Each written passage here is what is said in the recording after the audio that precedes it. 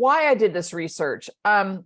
I work for some big brands, big iconic brands, as I mentioned, and I just didn't see that we were getting the diversity or inclusiveness of all the talent bubbling up to the top. We were trying really hard, and I'm sure you've all heard this, oh, we have 50% women, but women were at a certain level. And I kept figuring out, well, why don't we have more women at the top of the organization? And so I decided to go back to school to interview women. And I worked in the Asia Pacific region.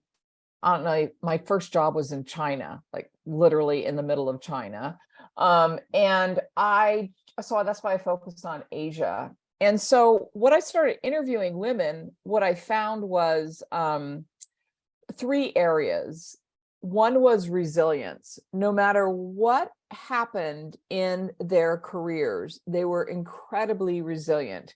And this is a piece of research that is kind of given in leadership research. A lot of it, like, I'm trying to think, Howard Gardner did a global piece of research years and years ago called The Leadership Mind, and he found resilience too. So nothing new here, but I thought it was new and interesting because there was this incredible perseverance and ability to bounce back. The other thing that I found was support networks. And somebody mentioned this about navigating a global career or getting ahead. Networks are critically important. And I also know that Sylvia has an expert going to talk to you about networks. Bar none, this is one of the most, first you need to figure out who you are, get your career story down. And the second thing is you need to use your network. And this is what I found in research is that all the women I spoke to, particularly in India, had a really solid network in place that helped them sustain success, that actually dealt with what I think Bogeshwari mentioned, balanced work life and family.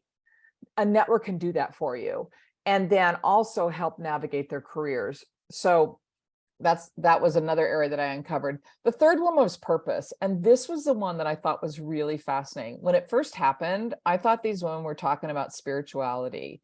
And then I started looking at the research more deeply, going back to my interviews, and what they were talking about was purpose. I want a job that has impact. I want a job that makes a difference.